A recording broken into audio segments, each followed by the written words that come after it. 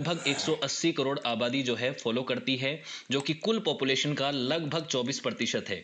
तो दुनिया की कुल आबादी का लगभग एक चौथाई हिस्सा जो है वो इस्लाम धर्म को फॉलो करता है।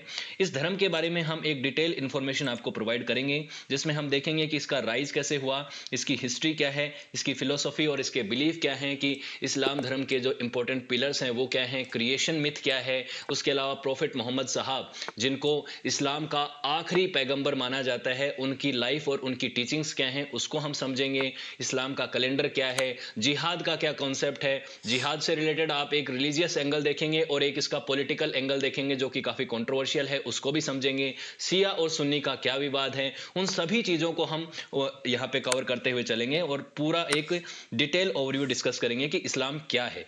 देखिए, इस्लाम धर्म का जो शाब्दिक अर्थ है उसको मैं समझा देता हूं। सबसे पहले आपको इस्लाम का मतलब होता है submission to the will of God, ईश्वर के प्रति पूरी तरीके से समर्पित होना, सबमिशन दे देना, ईश्वर की मर्जी को समझना। ईश्वर की मर्जी क्या है उसको हम जब इसकी पूरी फिलोसॉफी को समझेंगे, धारणा को समझेंगे, तो आपको समझ में आ जाएगा। देखिए, ये जो मैप है ये दुनिया के जो रिलीजन हैं, जो मेजर रिलीजन हैं, उनको डिनोट करता है, जिसमें आपको देखिएगा सबसे ज्यादा फॉलो किया जाने वाला धर्म जो है वो क्रिश्चियनिटी है, और ये आपको ज्यादातर यहाँ पे रेड कलर में दिखेगा। तो रेड कलर में क्रिश्चियंस आपको दिखेंगे, जिसमें कैथलिक हैं, प्रोटेस्टेंट हैं, और यहाँ पे ओल्ड क्रिश्चियंस जो हैं, ऑर्थोडॉक्स, वो सभी दिखेंगे। उसके बाद दूसरे नंबर पर यहाँ पे मुस्लिम्स हैं, जो कि ये वाला जो रीजन है स्पेशली मिडल ईस्ट वाला रीजन, और यहाँ पे इंडोनेशिया और ये वाला जो रीजन है यहाँ पे मेजरली फॉलो किया जाता है। लगभग दुनिया के 50 के आसपास ऐसे देश हैं जहां पे मेजर रिलीजन जो है वो इस्लाम है। उसके बाद यहाँ पे हिंदुइज्म आपको भारत में दिखेगा, उसके अलावा ज्यूस दिखेंगे आपको, यहाँ पे छोटा सा रीजन दिखेगा आपको जो आज के समय इजराइल है। उसके अलावा फोक रिलीजन आपको यहाँ पे दिखेंगे चाइना वाले इलाके में, और अलग अलग देशों में आपको फोक रिलीजन दिखेंगे। तो अलग अलग रिलीजन्स का ये मैप है, इसके बारे में हम पहले भी बात कर चुके हैं अलग अलग देशों के जब रिलीजन्स को पढ़ रहे थे तब। उसके अलावा अब इसको देख सकते हैं आप, इसको मुस्लिम्स की पॉपुलेशन ज्यादातर देखिए, ये जो डार्क कलर है यहाँ पे मेजॉरिटी रिलीजन है इस्लाम। फिर हल्का ग्रीन जहां जहां होता चला जाएगा वहां पे मतलब इस्लाम कम है। भारत में भी आपको ग्रीन दिखेगा, लगभग आपको पता है 20 करोड़ के आसपास आबादी भारत में भी है। सबसे ज्यादा मुस्लिम पॉपुलेशन जो है वो इंडोनेशिया में है, सबसे ज्यादा यहीं पे लोग रहते हैं मुस्लिम धर्म को फॉलो करने वाले। और मिडिल ईस्ट के जो देश हैं यहाँ पे ज्यादातर लोग जो है वो मुस्लिम हैं, लेकिन उनकी आबादी कम है। छोटे देश हैं, उनकी आबादी कम है। इंडोनेशिया की आबादी ज्यादा है, लगभग 225 मिलियन के आसपास लोग जो है वो इंडोनेशिया में रहते हैं इस्लाम धर्म को फॉलो करने वाले। तो लगभग 1.8 बिलियन लोग जो हैं वर्ल्ड वाइड दुनिया में रहते हैं, जैसा कि मैंने बताया। इसका जो राइज है वो कैसे होता है, देखिए किसी भी धर्म का राइज कैसे हुआ, वहां पे उसका सीरा आपको ढूंढना होता है बेसिकली, कि इस धर्म की शुरुआत यहां से हुई है। कोई भी धर्म जो है और उसके फॉलोवर है वो हमेशा ये कहते हैं कि हमारा धर्म सबसे पुराना है, हमारा धर्म तो आदि अनादि काल से चलता आ रहा है। ये चीज तो चलती है, आप किसी भी धर्म की बात कर लो, चाहे जुडाइज्म की बात कर लो, चाहे आप मुस्लिम धर्म की बात कर लो, चाहे आप हिंदुइज्म की बात कर लो, वो एक अलग बात है। लेकिन जो मॉडर्न डे इस्लाम है उसकी शुरुआत होती है मक्का में, और प्रॉफिट मोहम्मद साहब जो हैं उनका जन्म होता है सऊदी अरब में। सऊदी अरब में उनकी टीचिंग से ही आज का जो इस्लाम है वो निकला है। उससे पहले अब्राहमिक रिलीजन का पार्ट था इस्लाम, जिसमें आपको प्रॉफिट मूसा, आदम और उसके अलावा अब्राहम, ये सब लोग दिखते हैं। लेकिन ये प्रॉफिट मोहम्मद साहब के बाद जो रिलीजन एकदम सेपरेट हो गया पहले वाले अब्राहमिक रिलीजन से, उसको हम इस्लाम आज के टाइम पे जानते हैं। तो प्रॉफिट मोहम्मद को जो है प्रॉफिट मोहम्मद जिनको बी पीस अपॉन हिम कहा जाता है, पैगंबर साहब, इनकी लाइफ से शुरू होता है, इनके बाद से इस्लाम का राइज माना जाता है। तो ये एक ट्रू फाउंडर माने जाते हैं इस्लाम के। और इस्लाम में आपको जानते हैं कि जो ईश्वर हैं, जो गॉड हैं, उनको अल्लाह कहा जाता है। अल्लाह एक अरेबिक शब्द है, इसका मतलब होता है गॉड या डाइटी, ठीक है। और जो व्यक्ति अल्लाह में बिलीव करता है उसको ही मुस्लिम कहा जाता है, जो इस्लाम में बिलीव करता है उसी को मुस्लिम कहा जाता है। ये तो आप एक जनरल इंफॉर्मेशन आप जानते हैं। उसके बाद प्रॉफिट मोहम्मद साहब जो कि आखिरी प्रॉफिट थे, इस्लाम के पहले नहीं आखिरी प्रॉफिट थे, वो अंतिम पैगंबर थे। पहले पैगंबर माने जाते हैं आदम, जो कि माना जाता है क्रिएशन मिथ में जब धरती की शुरुआत हुई तो भगवान ने सबसे पहले आदम को बनाया था, और वही पहले व्यक्ति थे और वो पहले प्रॉफिट माने जाते हैं। तो लास्ट प्रॉफिट थे मोहम्मद साहब, उनके टाइम से ये शुरू हुआ। उससे पहले मूसा, जीसस, जीसस तो आप जानते हैं जीसस क्राइस्ट जो हैं क्रिश्चियनिटी के फाउंडर माने जाते हैं। उससे पहले जुडाइज्म में थे ये लोग, तो वो भी इसके अंदर माने जाते हैं, इस्लाम के अंदर उनको भी मान्यता उनकी भी मानी जाती है। उसके बाद आप जानते हैं कि सबसे इंपॉर्टेंट जो बुक है इस्लाम की वो है कुरान, जिसमें क्या है वो मैं आगे आपको कुरान के बारे में बताऊंगा। उसके बाद है हदीथ। हदीथ जो है वो प्रॉफिट मोहम्मद साहब ने जो प्रीचमेंट दिया, जो जो जाके बातें अलग अलग जगहों पे जाके कहानियां बताई, जो जो चीज़ें उन्होंने लोगों से के साथ डिस्कस करी, उसको हदीथ में बताया गया है। उसके बाद जो प्रॉफिट मोहम्मद साहब की लाइफ है, उन्होंने किस तरीके से अपनी लाइफ को जिया है, वो जो तरीका है उसको कहा जाता है सुन्ना। तो इसको कहा जाता है description of the way of life of prophet Mohammad साहब। ये चीजें हैं। तो ये 3 इंपॉर्टेंट टेक्स्ट हैं जिनको फॉलो किया जाता है इस्लाम के अंदर। अब बात करते हैं शुरुआत कहां से हुई। शुरुआत होती है यहां से, ये सऊदी अरब का ये वाला रीजन जो है, यहां से इस्लाम की शुरुआत होती है लगभग 6ठी शताब्दी में। 570 में मोहम्मद साहब का जन्म हुआ था। उसके बाद यहां मक्का में हुआ, और मक्का से मदीना की यात्रा को ये आप जानते हैं ना, हिजरा कहा जाता है, हिजरत कहा जाता है। तो ये मक्का से मदीना कब गए थे, क्या किया था, वो मैं आगे बताऊंगा आपको। तो ये मक्का से शुरुआत हुई थी और मदीना में चले गए थे। और मक्का और मदीना जो सबसे होलीएस्ट प्लेस माने जाते हैं इस्लाम के लिए, तीसरा माना जाता है जेरूसलम। इसकी बात हम आगे करेंगे। उसके बाद सबसे पहले बात करते हैं प्रॉफिट मोहम्मद साहब की लाइफ की, और उनके बाद उनकी टीचिंग्स की, कैसे इन्होंने इस्लाम धर्म की नींव रखी, कैसे इसकी फाउंडेशन रखी। तो कुरैश नाम का एक कबीला था सऊदी अरब का, एक मिडिल क्लास फैमिली में इनका जन्म हुआ। लेकिन इनकी जो ट्राइब थी, कुरैश ट्राइब जो थी, वो पावरफुल ट्राइब थी। ये ट्राइब जो है अच्छे मर्चेंट हुआ करते थे, मूर्तियों का बिजनेस हुआ करता था उस समय, ऐसा माना जाता है इनका। तो 570 के टाइम इनका जन्म हुआ।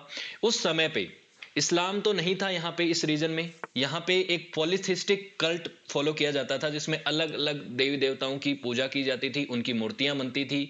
और जो मर्चेंट लोग हुआ करते थे वो उनकी पूजा करते थे, उनके लिए फेस्टिवल्स करते थे ताकि उन देवताओं को खुश रखा जा सके। अलग अलग तरीके के फेस्टिवल्स होते थे। लेकिन वो रिलीजन जो था, वो पॉलीथिस्टिक जो कल्ट था, वो काफ़ी कॉम्प्लेक्स था।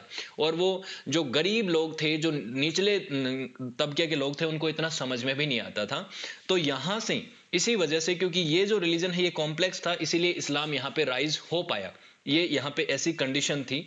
उसके बाद मोहम्मद साहब जो हैं वो खुद एक लेडी के यहाँ पे काम करने लगे। एक वेल्दी विडो थी जिनका नाम था खदीजा। खदीजा जो हैं ये इनकी वाइफ भी बनती हैं आगे चल के। ये पहले विडो होती हैं, एक मर्चेंट की वाइफ होती हैं, उनकी बाद ये हायर करती है मोहम्मद साहब को, उनके यहाँ पे काम करते हैं। उसके बाद कुछ समय बाद खदीजा से इसकी शादी भी हो जाती है। और प्रॉफिट मोहम्मद साहब को जब ज्ञान की प्राप्ति हुई, उसके बाद जब वो अपने प्रीचमेंट देते हैं, तो उसके सबसे पहली फॉलोवर जो हैं वो भी खदीजा ही बनती हैं। ठीक है। अबू बकर जो हैं, इनके जो ससुर होते हैं, वो इनके दूसरे वो बनते हैं, फॉलोवर बनते हैं, डिसाइपल बनते हैं। लेकिन वो पहले मेल वो होते हैं, फॉलोवर होते हैं। ये आपको ध्यान रखना है। फिर बात आती है डिवाइन रिविलेशंस। डिवाइन रिविलेशन मतलब इनको जो ज्ञान की प्राप्ति होती है, जिसको आप बोलते हैं इनलाइटनमेंट।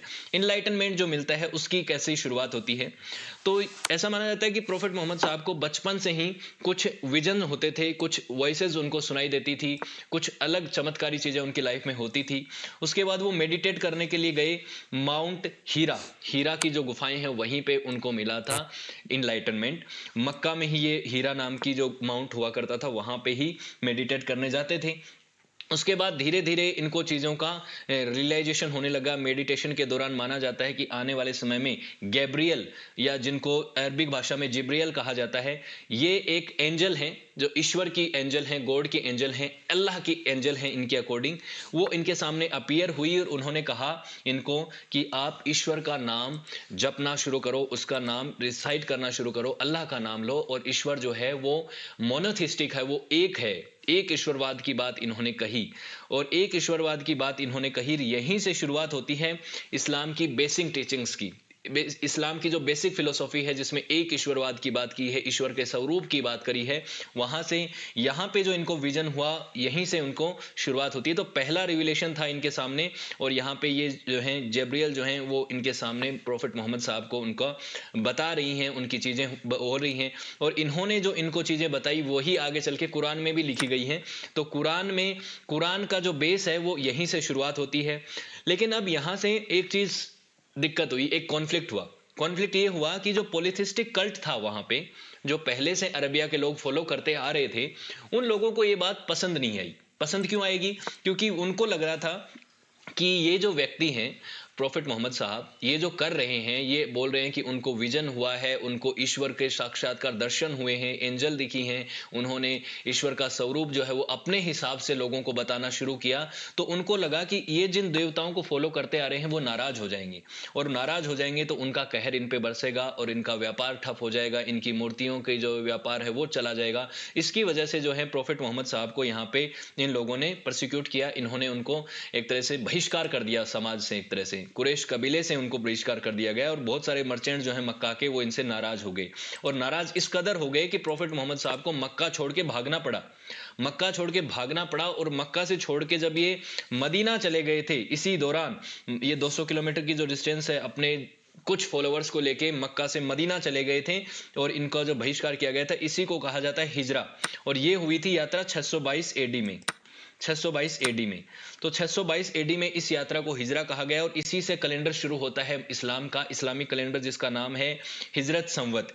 हिजरत संवत जो है वो 622 के बाद शुरू हुआ। इसको ऐसे बोला एक एएच मतलब आफ्टर हिजरत। जैसे जीसस क्राइस्ट की डेथ के बाद का जो समय है, जीसस क्राइस्ट के जन्म के बाद का समय है, उसको हम बोलते हैं ना सीई, इसको बोलते हैं कॉमन एरा, इसको एडी भी बोलते हैं, आफ्टर ये बोलते हैं एनो डोमिनस। उसके अलावा इसको बोलते हैं आफ्टर क्राइस्ट भी बोलते हैं, तो एसी भी बोल सकते हैं, एसी तो बोलते नहीं है वैसे, सीई और एडी के नाम से इसको बोला जाता है, लेकिन यहाँ पे आफ्टर हिजरत इसको बोला जाता है 622 के बाद। तो अभी जैसे 1444 चल रहा है हिजरत संवत में, 1443 ही चल रहा है अभी, अगस्त महीने में लगभग शुरू होता है इनका साल। मैं आगे आपको कैलेंडर की बताऊंगा तब आपको समझ में आ जाएगा।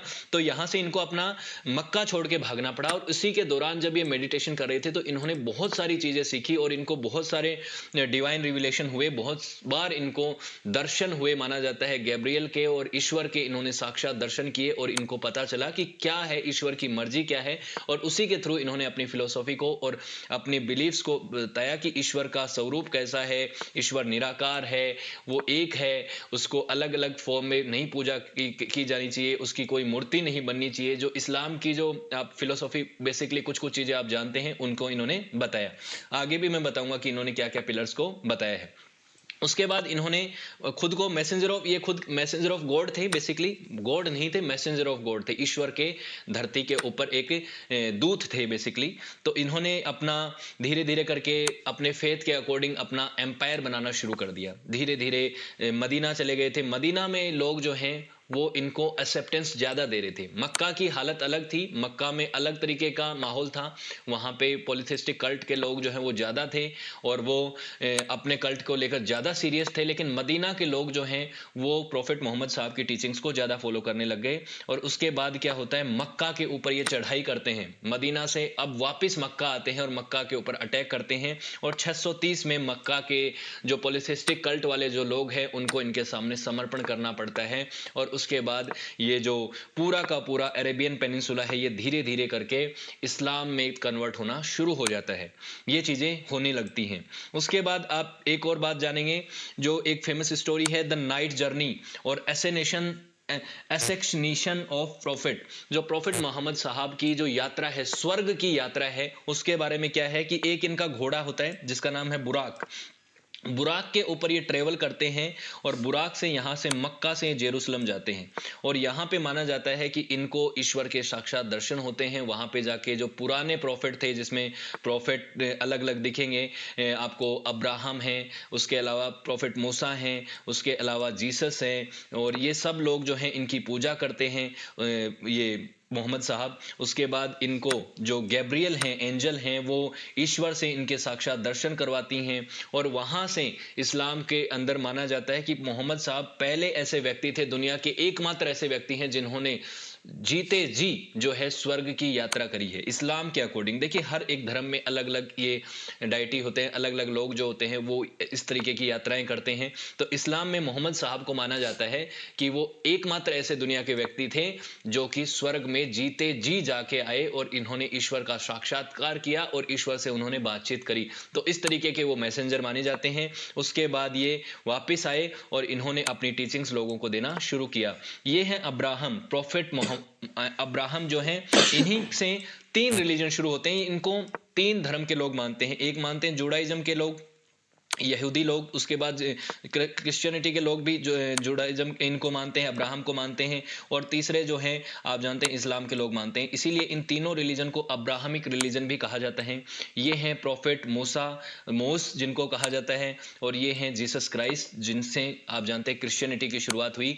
तो तीनों ये जो प्रॉफिट हैं इनको इस्लाम में माना जाता है कि मोहम्मद साहब से पहले के प्रॉफिट हैं, लेकिन बाद में इस्लाम जो है उसमें आखिरी प्रॉफिट जो है मोहम्मद साहब को माना जाता है। क्रिश्चियनिटी में आखिरी प्रॉफिट जो है वो माना जाता है जीसस क्राइस्ट को, और अब्राहम को जो है जुडाइज्म में उधर माना जाता है, जुडाइज्म में ही वहां तक ही माना जाता है, आखिरी उनके प्रॉफिट आए नहीं है ऐसा माना जाता है। अब बात आती है जो सिया और सुन्नी जो सेक्ट हैं वो कैसे बने। मोहम्मद साहब ने अपनी टीचिंग्स दी जिनका आगे मैं फिलोसफी आपको बताऊंगा, लेकिन जो ही प्रॉफिट मोहम्मद साहब की डेथ होती है 632 एडी में, उस समय क्या होता है, इसको 10 AH भी आप मान सकते हैं आफ्टर हिजरत, क्योंकि 10 साल बाद इनकी डेथ हो गई थी जो मक्का मदीना की इन्होंने यात्रा करी थी। उसके बाद क्या होता है कि इनका सक्सेसर कौन होगा। अब प्रॉफिट मोहम्मद साहब की जगह जो है वो कौन लेगा, कौन बताएगा दुनिया को कि इस्लाम किस तरीके का होगा, इस्लाम में क्या क्या धारणाएं होंगी, कौन होगा जो रिलीजियस अथॉरिटी को संभालेगा, पॉलिटिकल अथॉरिटी को संभालेगा, जो रिजीम बनाई थी प्रॉफिट मोहम्मद साहब ने। तो उसके लिए कुरैश कबीले में एक वो बनाई गई, शूरा नाम का एक कॉन्फ्रेंटेशन बनाया गया, शूरा बनाया गया। इसमें यह तय हुआ कि आने वाले समय में प्रॉफिटहुड का दर्जा तो हम किसी को नहीं देंगे, किसी को पैगंबर नहीं बनाया जाएगा, लेकिन इनके जो सक्सेसर हैं उनको कैलिफ बोला जाएगा, खलीफा बोला जाएगा, प्रॉफिट मोहम्मद साहब के वो सक्सेसर माने जाएंगे। तो उसके लिए दो तरीके के लोग थे, एक थे सुन्नी और एक थे सिया। सुन्नी लोगों का यह मानना था कि अबू बकर को पहला खलीफा होना चाहिए। अबू बकर जो हैं इनके ससुर थे प्रॉफिट मोहम्मद साहब के, और वो पहले बने भी पहले खलीफा, और ज़्यादा मेजोरिटी लोग जो हैं उन्हीं को सपोर्ट करते थे। लेकिन शिया लोग जो थे वो मानते थे कि प्रॉफिट मोहम्मद साहब का सक्सेसर उस व्यक्ति को होना चाहिए जो उनसे ब्लड लाइन से जुड़ा हुआ है, उनके खून का जिसका साथ रिश्ता है। और ऐसा व्यक्ति था, एक ही व्यक्ति जिसका नाम था अली, अली अल तालिब उनका नाम था। वो उनके नेफ्यू भी थे, भतीजे भी थे, और उनके सन इन लॉ भी थे, उनके साथ उनके मैरिज के रिलेशन भी थे। 4 खलीफा हुए हैं इस्लाम के अंदर। शुरुआत की जो राशिदुन कैलिफेट है जिसके बारे में मैं ऑलरेडी इतिहास पढ़ा चुका हूं, तो उसमें पहले खलीफा हुए अबू बकर, फिर आए उमर, फिर उसके बाद उस्मान, और चौथे हैं अली। तो बेसिकली जो लोग सिर्फ अली को खलीफा मानते हैं वो तो कहलाए शिया, और जो चारों कैलिफेट्स को मानते हैं, चारों खलीफाओं को मानते हैं, वो हुए सुन्नी। तो ये एक बेसिक डिफरेंस है शिया और सुन्नी में। और अली को लेकिन अली जो है वो चौथे ही खलीफा थे, लेकिन ये मानते हैं शिया मुस्लिम जो हैं वो सिर्फ इनकी अथॉरिटी को मानते हैं, पहले 3 खलीफाओं की अथॉरिटी को इतना नहीं मानते हैं। ये चीज़ हुई। उसके बाद आप जानते हैं कि शिया सुन्नी विवाद जो है वो इतना ज़्यादा आगे चल के जो ईरान की क्रांति हुई है, और बहुत सारे ऐसी चीज़ें हुई हैं, शिया और सुन्नी का विवाद जो है वो बढ़ता चला गया। आने वाले समय में ये पॉलिटिकली ज़्यादा डोमिनेट कर गया। अरब स्प्रिंग भी इसकी वजह से हुआ। दुनिया की लगभग 10% आबादी ही है जो शिया मुस्लिम्स की है, लगभग 90% के आसपास आबादी जो है वो सुन्नी मुस्लिम्स की है। और अगर आप इसको मैप के थ्रू देखें तो यहाँ पे आपको शिया और मुस्लिम और सुन्नी मुस्लिम्स दिखेंगे। यहाँ पे ईरान और इराक वाला जो हिस्सा है यहीं पे आपको शिया मुस्लिम्स दिखेंगे, और बाकी जो आबादी है जो ग्रीन कलर में दिखती है ये सुन्नी मुस्लिम्स की है। भारत में भी अगर आप देखेंगे तो यहाँ पे आपको सुन्नी मुस्लिम्स बहुत ज्यादा दिखेंगे, शिया मुस्लिम्स की आबादी बहुत कम माइनॉरिटी में दिखेगी। मुस्लिम्स के अंदर भी वो माइनॉरिटी में है। उसके अलावा अलग अलग और भी टाइप का इस्लाम होता है, जैसे वहाबिज्म एक इस्लाम का ही फॉर्म है। ये एक एक्सट्रीमली इंटरप्रेटेड फॉर्म है जिसमें बहुत ज़्यादा स्ट्रिक्ट रूल हैं इस्लाम के, शरीयत लॉ को बहुत ज़्यादा यहाँ पे स्ट्रिक्टली फॉलो किया जाता है।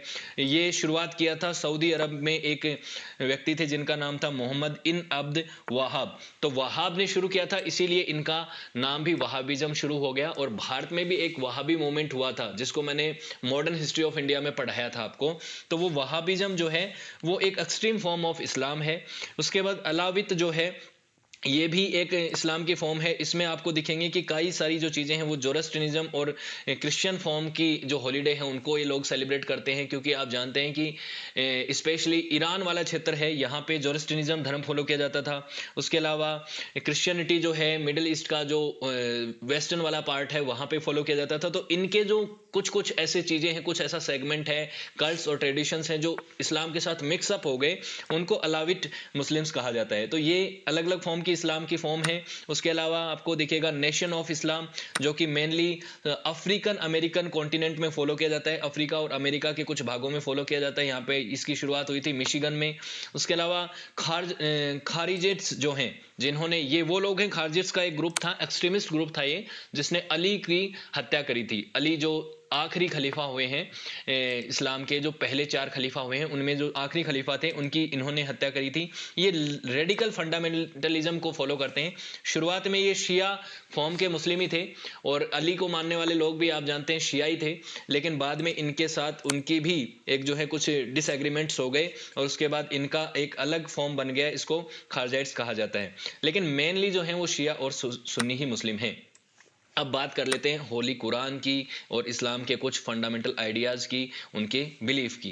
कुरान जो है वो सबसे होली बुक मानी जाती है इस्लाम में, ये बात आप सभी जानते हैं। हिब्रू बाइबल में कुछ ऐसे पोर्शंस हैं जो इस आपको दिखेंगे, होली कुरान में भी दिखेंगे, यहाँ पे हिब्रू बाइबल में भी दिखेंगे। हिब्रू बाइबल जो पुरानी, सबसे पुराना ओल्ड टेस्टामेंट बाइबल है, उसकी बात मैं कर रहा हूँ। उसके बाद 2 तरीके की बाइबल है, ओल्ड टेस्टामेंट और न्यू टेस्टामेंट, जो फॉलो करते हैं लोग। तो उसमें हिब्रू बाइबल में भी आपको कुरान जैसी चीजें दिखेंगी। ये जो बुक है, इसमें माना जाता है कि प्रॉफिट मोहम्मद साहब को जो डिवाइन रिविलेशन हुए थे, जो चीज़ें बताई थी, ईश्वर के जो शब्द उनको बताए थे थ्रू गैब्रियल, उन शब्दों को यूं का यूं इसमें लिखा गया है। हालांकि मोहम्मद साहब माना जाता है कि वो पढ़े लिखे नहीं थे, उनको लिखना और पढ़ना नहीं आता था, लेकिन उनकी चीज़ों को बाद में लिखा गया है। उन्होंने लोगों को प्रीच किया, लेकिन आने वाले समय में जब अब्बू बकर, उनके जो ससुर जो कैलिफ बने, उनके समय में इन सारी चीज़ों को कंपाइल करके बाइबल में लिखा गया, कुरान में लिखा गया। ये लगभग 114 चैप्टर की बुक है, जिसमें बहुत सारे सूराज और बहुत सारे बेसिकली चीज़ें लिखी हुई है अरबी भाषा में, और इन चीज़ों में इनको लिखा गया है। गैब्रियल के थ्रू जो मोहम्मद साहब की जो टीचिंग्स आई हैं, उनको लिखा गया है। इस्लाम के जो 5 पिलर्स हैं बहुत महत्वपूर्ण हैं इनकी फिलोसॉफी के लिए। 5 पिलर्स क्या हैं? एक है शहादा। शहादा का मतलब होता है ईश्वर के अंदर बिलीव करना, ईश्वर जो है एक ईश्वरवाद में बिलीव करना, और मोहम्मद साहब की टीचिंग्स को फॉलो करना, उन्होंने जो जो चीज़ें कही हैं उनको पूरी तरीके से डेडिकेटेडली फॉलो करना। फिर है दूसरे नंबर पे सलात। सलात का मतलब है दिन में 5 टाइम नमाज अदा करना। तीसरे नंबर पे है जक़ात। जक़ात का मतलब होता है डोनेशन, यानी कि दान पुण्य करना, अपनी जो कमाई है उसका कुछ हिस्सा डोनेशन के तौर पे दे देना। फिर है स्वाम। स्वाम का मतलब होता है रमजान के महीनों में, रमजान का जो महीना होता है उसमें उपवास रखना। और हज का मतलब है अपनी लाइफ के किसी भी एक टाइम पे आपको मक्का की यात्रा करनी है, मक्का मदीना की यात्रा करनी है, क्योंकि आप जानते हैं कि मक्का मदीना और जेरूसलम जो है बहुत ही होली प्लेस है, और हिजरत की जो यात्रा है वो बहुत ही सबसे होली यात्रा मानी जाती है पूरे इस्लाम धर्म में। तो ये इसको बोलते हैं हज। उसके बाद है शरीयत लो या शरिया लो। क्या है इसको समझते हैं। शरिया लो है, ये कई बार आपने सुना होगा, बहुत बार ये कंट्रोवर्सी में भी रहता है, क्योंकि इसके कई बार पॉलिटिकल मीनिंग अलग हो जाते हैं। इसके जो तरीके हैं फॉलो करने के, वो अलग अलग देशों में शरीयत के लो हैं, उनका अलग अलग तरीके से इंटरप्रिटेशन होता है।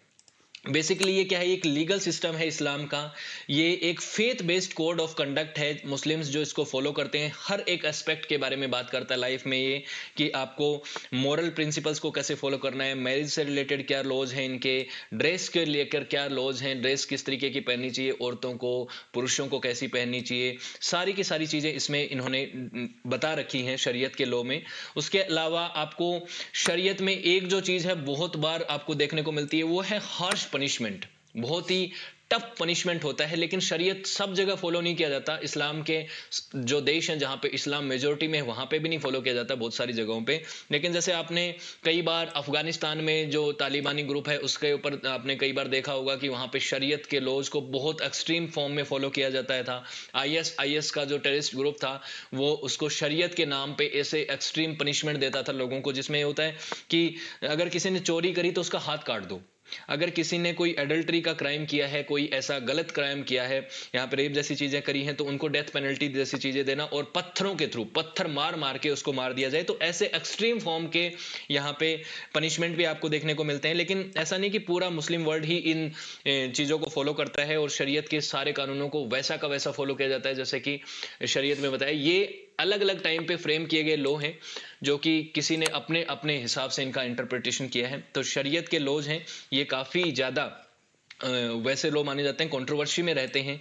अब बात करते हैं क्रिएशन मिथ की, कि धरती का निर्माण कैसे हुआ, ईश्वर के फॉर्म। जब आप जानते हैं कि देखिए, एक तो होता है बिग बैंग थ्योरी और अलग अलग साइंटिफिक थ्योरी होती हैं, उनका क्रिएशन अलग तरीके का होता है, वो साइंटिफिक होता है। लेकिन क्रिएशन मिथ होते हैं हर एक धर्म में।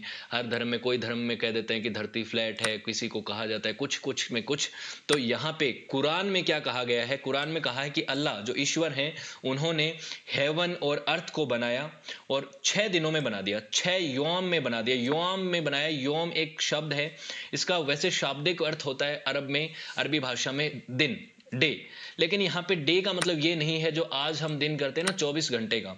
यहाँ पे डे जो है वो एक एरा है, एक शब्द है। ये युआम जो है इसका मतलब होता है, यहाँ पे डे जो है ऐसा माना जाता है कि 50,000 साल का एक दिन होगा, यहाँ पे 10,000 साल का एक दिन है। मतलब ये क्रिएशन मिथ है। तो इसमें आपको माइथोलॉजिकल चीजें ऐसी मिलेंगी कि ये ईश्वर जो है उन्होंने 6 दिन में पृथ्वी को बनाने में टाइम लिया। उसके बाद इन्होंने अपना यहाँ पे खुद का जो है एक एम्पायर बना लिया और खुद उस थ्रोन पे बैठ गए, क्योंकि उनको ये मैनेज करना था। इस धरती को उन्होंने बनाया है तो ईश्वर ने उसको मैनेज भी करना था, क्योंकि क्रिएशन जो है वो कंटिन्यूस एक फिनोमिना है, वो पूरी तरह से कभी खत्म नहीं होता और ये प्रोसेस जो है वो चलता ही रहा। उसमें ईश्वर ने ह्यूमैनिटी को ह्यूमन को बनाया, उसके बाद जानवरों को बनाया, पेड़ पौधों को बनाया, हेवन को बनाया। इन सारी चीजों का यहाँ पे क्रिएशन में जिक्र कर रखा है। उसके बाद इन्होंने कहा कि सारी चीजें, सारे ऑब्जेक्ट्स और सारे के सारे क्रिएशन सब्जेक्ट्स को इन्होंने बनाया है। और इंसान की बात आ जाती है तो उसमें आप जानते हैं कि जैसे क्रिश्चियनिटी में एडम और ईव की कहानी है, उसी तरह से यहाँ पे एडम और हवा की है। हवा मतलब ईव ही है, यहाँ पे हवा को कैसे बनाया उसकी बात करते हैं। तो पहले प्रोफेट जो हैं वो आदम माने जाते हैं। यहाँ पे उसको एडम बोल दीजिए या आदम बोल दीजिए आप। इनको इन्होंने बनाया मड और क्ले से, क्ले से इसको बनाया गया। उसके बाद आदम जो है आगे चल के अपनी फैमिली शुरू कर सकें और आने वाले समय में जो है आदम के साथ उनके बाद ह्यूमनिटी का विकास होता जाए और आने वाले समय में ह्यूमन बींग्स जो हैं वो इनहेबिटेंट हो जाएं पूरे के पूरे अर्थ के ऊपर। तो उसके लिए उनका एक मेट बनाया गया, सोल मेट जिस वजह से बोलते हैं, वैसे ही मेट बनाया गया। आदम के जो मेट हैं वो हैं हवा, यानी आदम और हवा, आदम या ईव इसको बोल सकते हैं। ये क्रिएशन मिथ है, इसमें इन्होंने इस चीज को इस तरह से बताया गया है। उसके बाद इस्लामिक कैलेंडर की बात मैं पहले ही कह चुका हूं कि हिजरा कैलेंडर जो है, या हिजरा, इसको लूनर कैलेंडर भी कहते हैं, क्योंकि ये लूनर मतलब चंद्रमा, चंद्रमा की गणित के हिसाब से चलता है, चंद्रमा की गति के हिसाब से चलता है। कोई सूरज के हिसाब से कैलेंडर होता है, कोई चंद्रमा के हिसाब से होता है। तो ये लूनर कैलेंडर है। 622 में शुरू हुआ, जब मक्का से मदीना जब प्रॉफेट मोहम्मद साहब की जो जर्नी शुरू हुई थी उसके लिए है। रमजान के महीनों की प्रेयर और इनके बारे में इसमें लिखा हुआ है, हर महीने के बारे में। 9 महीने का एक कैलेंडर है इस्लाम का, इसमें पूरा का पूरा दिखाया हुआ है। पहला मुहर्रम का महीना होता है, फिर सफ़र है, रबी अल अव्वल है, रबी अल तानी, जमत अल अव्वल। देखिए नाम मैं सही से प्रोनाउंस नहीं कर पा रहा हूँ क्योंकि अरबी भाषा में है। रमज़ान का महीना हो जाए 9वां महीना होता है, 12 महीने होते हैं वैसे तो 9वां महीना वो रमज़ान का महीना होता है। मैंने यहाँ पे 9 महीने बोल दिए गलती से। 9वां महीना जो है वो रमज़ान का महीना है, 9th मंथ है। 12 महीने होते हैं, दोल हिज्जा है, ये 12वां महीना है। 622 में ये कैलेंडर शुरू हुआ, तो लगभग अगस्त महीने के आसपास शुरू होता है। तो ये 1443 एएच चल रहा है, आफ्टर हिजरत संवत चल रहा है ये अभी के समय। मुस्लिम हॉलीडेज की बात करें तो इसमें 2 ईद आती हैं, आप जानते हैं। ईद एक है ईद अल फितर और एक है ईद अल अदा। ये शुरुआत होती है प्रॉफिट अब्राहम की जो सेक्रीफाइस हुआ था अल्लाह के सामने। उन्होंने अपने सन को अल्लाह के सामने जब सेक्रीफाइस किया था उसके लिए फॉलो किया जाता है, इसको सेलिब्रेट किया जाता है। और ईद उल फितर जो है वो रमज़ान महीने के अंत में फॉलो किया जाता है। इस्लामिक होली मंथ है जिसमें फास्ट रखते हैं पूरे इस्लाम को फॉलो करने वाले लोग। उसके अलावा और भी काफ़ी सारी हॉलीडेज होती हैं, जिसमें एक तो इस्लामिक न्यू ईयर फॉलो किया जाता है। उसके अलावा प्रॉफिट मोहम्मद साहब का जो जन्म हुआ उस डेट को भी ये फॉलो करते हैं, उसमें भी उसको भी फेस्टिवल की तरह मनाते हैं। अब एक कॉन्सेप्ट है जिहाद का। जिहाद का कॉन्सेप्ट जो है इसको आप पॉलिटिकली देखेंगे तो ये काफ़ी कंट्रोवर्सी में रहता है। इसका रिलीजियस मीनिंग अलग होता है। रिलीजियस मीनिंग होता है इसका स्ट्रगल, स्ट्रगल हर तरीके का स्ट्रगल। जिहाद का मतलब होता है स्ट्रगल, और होली वॉर भी होता है। इसका इस्तेमाल अलग अलग तरीके से किया है। इस्लाम के जो एक्सट्रीमिस्ट ग्रुप हैं उन्होंने होली वॉर को इस तरह से इस्तेमाल किया है कि जो लोग जो इस्लाम को फॉलो नहीं करते वो सब के सब जो हैं काफिर हैं और उनको मार देना चाहिए। कई ऐसी भी एक्सट्रीम फॉर्म देखने को मिलेंगी। ऐसा भी चीज़ें आपको दिखेंगी कि लोग जो हैं अपने फेथ को बचाने के लिए इंटरनल और एक्सटर्नल एफर्ट्स के लिए डिफेंड करने के लिए अपने फेथ को, मतलब इस्लाम का डोमिनेंस बना रहे, इस्लाम फेथ को कोई खतरा नहीं रहे, उसके लिए कोई भी एक होली वॉर की शुरुआत कर देना जिहाद है। इसको स्ट्रगल बोला जाता है, लेकिन इसका जो आप देखेंगे मीनिंग, रिलीजियस मीनिंग जो है वो इतना एक्सट्रीम नहीं है, लेकिन इसका पॉलिटिकल मीनिंग बहुत बार बहुत एक्सट्रीम होता है। और जिहाद की फॉर्म में यहाँ पे अब्बू बकर के टाइम जो पहले खलीफा थे उन्होंने भी जिहाद का इस्तेमाल किया ससेनियन अंपायर और बैजेंटाइन अंपायर के खिलाफ अपने अभियान को चलाने के लिए, कि हमें इस्लाम का स्प्रेड करना है तो अपनी जान माल की कोई परवाह मत करो, आप अपने आप को सेक्रीफाइस कर दो और एक होली वॉर यहाँ पे उनके खिलाफ तय कर दो, जिसको जस्ट वॉर भी कहते हैं। तो वो इस्लाम के लोग उसको अलग तरह से देखते हैं और दूसरे तरफ के लोग जो है वो उसको अलग तरीके से देखते हैं। ये एक हमेशा उसमें रहता है कॉन्फ्लिक्ट में कि जिहाद का सही मायना है क्या। अब बात करते हैं कुछ और फैक्ट्स की। तो जैसे मैंने कहा, इस्लाम शब्द है, इसका मतलब होता है submission to the will of God, ईश्वर के सामने अपने आप को समर्पित कर देना, सबमिट कर देना।